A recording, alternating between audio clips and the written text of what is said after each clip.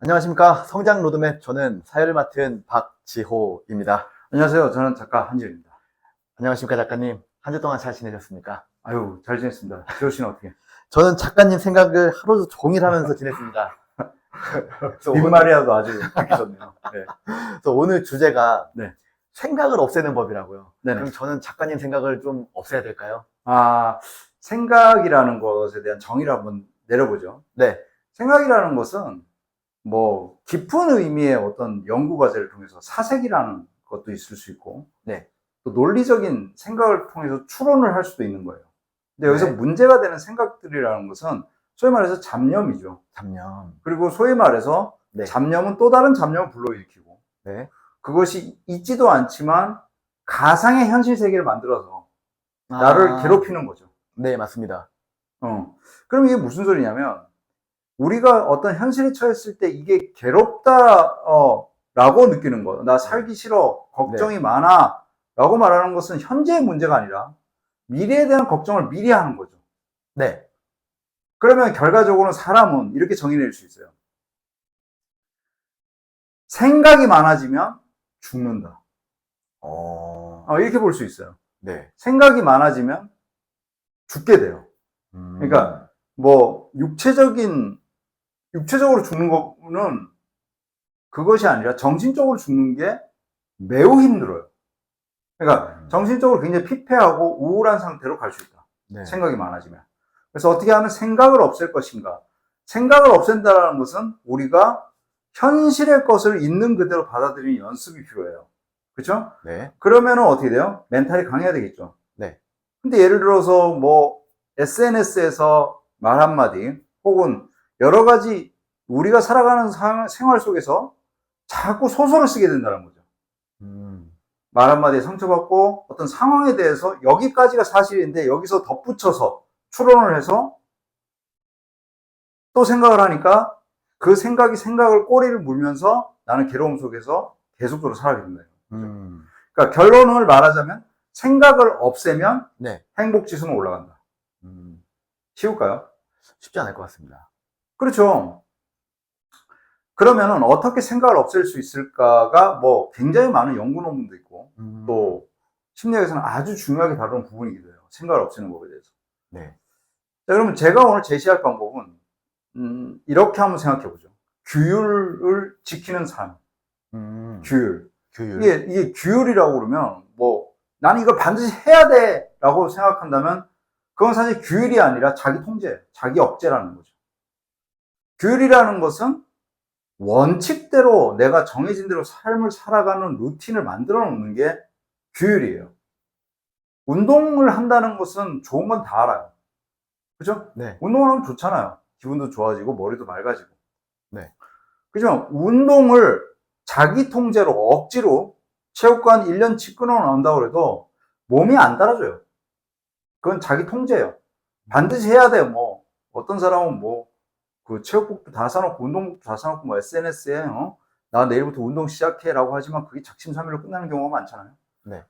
그러면 규율이라는 것을 계속적으로 하기 위해서는 아침부터 저녁까지 처음에 한 20일 정도는 이 루틴을 만들어 나가기 위해서 그냥 생각 없이 해나가야 돼요. 저 같은 경우는 매일 아침 10km 정도를 뛰고 그 다음에 수영을 1.5km 정도 해요. 네. 이건 그냥 제가 살아가는 규율이에요. 규율. 네. 그러면 이 규율을 깨지 않는 것이 바로 생각을 없애는 방법이에요. 그러면 이거 굉장히 고문 아닙니까? 고통 아닙니까? 라고 하는데 자, 그럼 한번 따져보죠. 수많은 생각 덩어리 속에서 잡념 속에서 살아가면서 쓸데없는 미래의 걱정과 불안을 안고 사는 것이 고통스러울까요? 아니면 아침에 일어나서 그냥 뛰고 상쾌하게 맑고 청명한 기운을 받아들이면서 운동을 하는 게 어려울까요? 이거는 정말 자명한 사실이거든요. 그냥 쓰러져 있으면 나는 몸이 안 좋아, 나는 몸이 안 좋아, 나는 그 몸이 안 돼, 나는 원래 태생적으로 그렇게 몸이 안 좋아서 운동을 못 해요 라고 말하는데 태생적이라는 말은 사실은 우리 수준에서는 할 수 있는 말이 아니에요. 그거는 태능선수촌이나 운동을 매우 잘하는 사람들이 네. 태생적이라는 말을 할 수 있는 거예요. 우리는 생활 스포츠이기 때문에 네. 그냥 운동을 하면 되는 거예요. 그럼 결론은 뭐냐? 생각을 없애는 제가 생각하기에 가장 확실하고 멋있는 방법은 유산소 운동이에요. 그러니까 저는 제 몸을 어떻게 적응시켜 왔냐면 바로 달리기 혹은 트레일런을 통해서 계속적으로 생각을 없애는 방법을 연구하고 내 몸에 체화시켜서 규율이라는 것을 만들어낸 거예요. 네. 생각이 없어지면 어떻게 되느냐라면 이런 거예요. 윈도우 화면 있잖아요. 네. 가끔 뭐 다운되는 경우 있잖아요. 네. 왜냐면 바이러스 때문에. 네. 근데 그게 없어진다고 생각해 보세요. 그냥 뭔가 왜 우리 폴더 정리 안 하면 굉장히 지저분해지잖아요. 네. 근데 이제 그게 한 3-4개의 폴더만 남고 싹 다 정리되는 상태죠. 그러니까 일의 효율도 높아지고 뭔가 집중도가 높아지게 돼요. 그러니까 네. 잡념이 없어진다는 것은 상당히 상쾌한 일이에요. 그러면 이 생각이 없어지면 어떤 현상이 일어나느냐? 바로 승리했다라는 기분으로 살아갈 수 있어요. 생각이 많아지면은 네. 남 눈치를 봐야 돼요.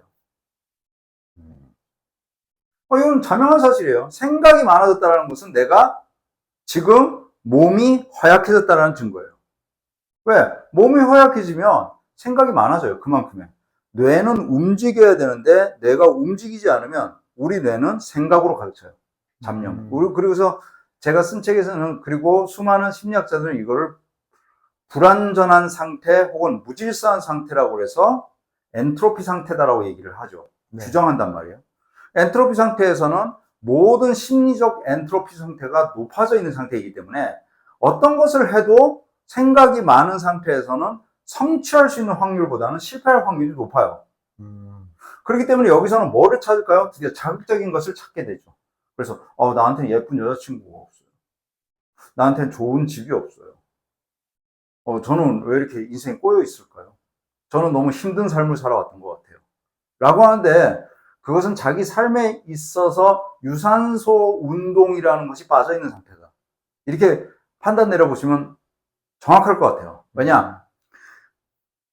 어떤 사람은 걷기를 통해서 네. 이 생각을 없애요. 저 같은 경우는 뛰기를 통해서. 네.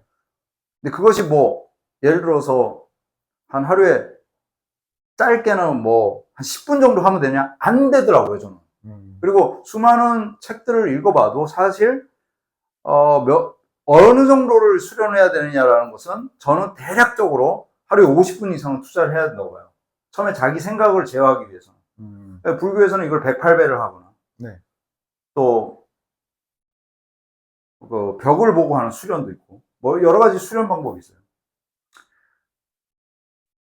생각이 우리를 잡아먹기 전에 우리를 제어할 수 있는 규율을 만들어라.